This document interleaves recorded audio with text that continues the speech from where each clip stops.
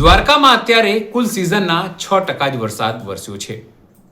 પાણીનો અછત, કૃષિ એટલે કે ખેતી ત્યાં બરબાદ થઈ રહી છે. સિંચાઈની વ્યવસ્થા નથી અને સિંચાઈની વ્યવસ્થા માટે પણ ક્યારેક પાણી છોડવામાં આવે છે તો ક્યારેક બંધ કરી દેવામાં આવે છે. એવામાં જ્યારે કૃષિમંત્રીએ કીધું કે આ તમામ બાબતો દ્વારકાધીશ બધું જોશે, ભાગ્યમાં હશે તો, એવી વાતો એટલે ભગવાન ભરોસે છોડવાની વાત કરી ત્યારે ખેડૂતો નારાજ થયા. સ્પષ્ટપણે પાલ આંબલિયાએ કીધું, જે કિસાન નેતા પણ છે ને કોંગ્રેસના નેતા પણ છે, તેમણે સ્પષ્ટપણે કીધું કે જો કૃષિ મંત્રી તરીકે તેઓ કહી શકે તો પછી ભગવાન તેમને સદબુદ્ધિ આપે, તેમને રાજીનામું આપી દેવું જોઈએ તેવી બાબતો પણ ત્યાં થઈ અને તેમનું મજાક પણ ઉડાવવામાં. મહત્વપૂર્ણ બાબત એ છે કે હવે સીધી રીતે ખેડૂતો અને કોંગ્રેસે આ મુદ્દે જીતુભાઈ વાઘાણી ઉપર નિશાન સાધ્યો છે. નમસ્કાર, હું છું ચિંતામણી પુત્રની પટેલ. સ્વાગત છે આપનો અમારા કાર્યક્રમમાં. આવો સાંભળીએ આ મુદ્દે ખેડૂત આગેવાનો અને પાલ આંબલિયા શું કહી રહ્યા છે અને કેવી રીતે તેઓએ દુષ્કાળગ્રસ્ત જાહેર કરવા માટે આવેદનપત્ર આપ્યું અને પૂજા વિધિ કરી, ખાસ કરીને જીતુભાઈ વાઘાણીને સદબુદ્ધિ આવે, સરકારને સદબુદ્ધિ આવે એના માટે. દ્વારકા જિલ્લામાં માત્ર 6% વરસાદ છે, 94% વરસાદની ઘટ છે. બીજી બાજુ રાજ્યના કૃષિ મંત્રી, જેને જિલ્લાને દુષ્કાળગ્રસ્ત જાહેર કરવો જોઈએ, એ કૃષિ મંત્રી એમ કહે છે દુષ્કાળગ્રસ્ત જાહેર કરવાના બદલે કે એ દ્વારકાધીશ ધ્યાન રાખશે. ત્યારે સવાલ એ થાય છે, હે જીતુભાઈ કૃષિ મંત્રી શ્રી, જો દ્વારકાધીશે જ ધ્યાન રાખવાનું હોય તો તમને અહીંયા કૃષિ મંત્રી તરીકે હું કામ બેહાડ્યા છે? સરકારને ગાંધીનગરમાં હું કામ બેહાડી છે? એટલા માટે તો બેહાડી જ્યારે મારો નાથ કાળિયો ઠાકર રૂઠે, કુદરત નારાજ થાય અને આવી પરિસ્થિતિનું નિર્માણ થાય ત્યારે સરકાર ખેડૂતોની, પશુપાલકોની, ગરીબોની વહારે આવે. સરકાર છે એ જિલ્લાને દુષ્કાળગ્રસ્ત જાહેર કરે.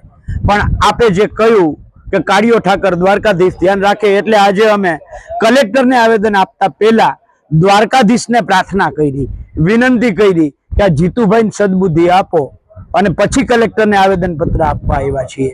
એવી જ રીતે અમારા જિલ્લાના જે ધારાસભ્યશ્રીઓ છે, એ એક ધારાસભ્ય છે એ નર્મદા નીરના વધામણા સૌની યોજનાથી કરતા હોય એવી રીતે ફોટો પડે, વિડીયો ઉતરી જાય એટલી વાર જ પાણી આપે છે અને પછી એ પાણી બંધ કરી દે છે. બીજા ધારાસભ્ય છે એ ઘાસચારા વિતરણ કેન્દ્રો જાણે ખેડૂતોને આપતા હોય, માલધારીઓને આપતા હોય એવું ફોટો સેશન કરે છે.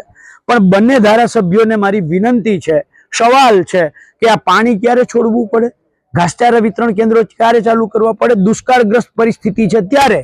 તો તમે ગાંધીનગરમાં અહીંયા ઘાસચારા વિતરણ કેન્દ્ર ખોલવાના બદલે, અહીંયા પાણી છોડવાના નાટકો કરવાના બદલે ગાંધીનગર જઈને પલાઠી વાળીને બેસી જાવ. એના માટે ચૂંટીને મોકલા છે.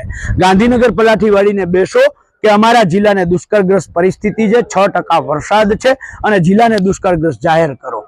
આજે સરકારશ્રીને એક નમ્ર વિનંતી છે કે આવતી 28 તારીખ સુધીમાં જો દેવભૂમિ દ્વારકા જિલ્લાને દુષ્કાળગ્રસ્ત જાહેર કરવામાં નહીં આવે તો 28 તારીખે રક્ષાબંધનના દિવસે દ્વારકા જિલ્લાની ખેડૂત, પશુપાલકોની બહેનો, દીકરીઓ, માવડીઓ ભગવાન દ્વારકાધીશ પાસે જશે અને એમને રાખડી બાંધીને વિનંતી કરશે કે હે કાળિયા ઠાકર, હે દીનાનાથ, અમારા હે ભાઈ, તું અમારી રક્ષા કરજે, અમારું ધ્યાન રાખજે.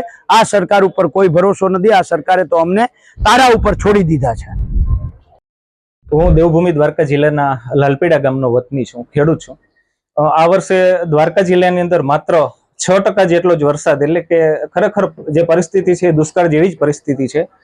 ખેડૂતોએ જુગાર રમી કુદરત સામે અને જે કાંઈ મરણ મૂડી પોતાના જે ખિસ્સામાં હતી એ ખેતરની અંદર હોમી દીધી છે. ત્યારે સરકારશ્રીને મારી એટલી એક નમ્ર વિનંતી છે કે જે તમારા નિયમો અનુસાર જે જિલ્લાને દુષ્કાળગ્રસ્ત જાહેર કરી અને જે ખેડૂતોના જે કર્જ છે કર્જ માફ કરવા જોઈએ. એમનું જે ફિક્સ લાઇટ બિલ છે એ લાઇટ બિલ માફ કરવું જોઈએ. 7 કિલોમીટરની ત્રિજ્યામાં જે પશુઓ માટેના ઘાસચારા વિતરણ કેન્દ્રો છે એ શરૂ કરવા જોઈએ. તેમજ ગામડાના જે ખેતમજૂરો છે એમના માટે રોજગારી લક્ષ્મી કંઈક, રોજગારલક્ષી કંઈક જે સ્કીમો છે એ લાવી અને એમને રોજીરોટી પૂરી પાડવી જોઈએ. તેમજ ગામડે જે પીવાના પાણીની જે વ્યવસ્થા છે એ કરવી જોઈએ. અને આટલા પ્રશ્નોને લઈ અને અમે જિલ્લા કલેક્ટરે આવેદનપત્ર આપવા માટે આવ્યા છે. જે રીતે આ સમગ્ર ઘટનાઓ ઘટી રહી છે, જે રીતે પાલ આંબલિયાએ નિશાન સાધ્યું છે, જે રીતે જીતુભાઈ વાઘાણીને નિશાને લીધા છે અને જે રીતે દ્વારકામાં વરસાદની અછત છે, તેને લઈને આપ શું વિચારો છો? સરકારે કેમ વિલંબ કરી દુષ્કાળગ્રસ્ત કરવામાં એ પણ અમને સમજાતું નથી, ખેડૂતોને પણ સમજાતું નથી. ત્યારે આ અંગે આપ શું માનો છો જરૂરથી અમારા કોમેન્ટ બોક્સમાં કોમેન્ટ કરજો. એ સિવાય અમારી યુટ્યુબ ચેનલ લાઈક કરો, સબસ્ક્રાઇબ કરો, બેલ આઇકન દબાવો. સાથે અમારા નવા ઇન્સ્ટા પેજ અને ફેસબુક પેજને પણ તમે લાઈક કરો, શેર કરો અને ફોલો કરો. અત્યારે માટે બસ આટલું જ. નમસ્કાર.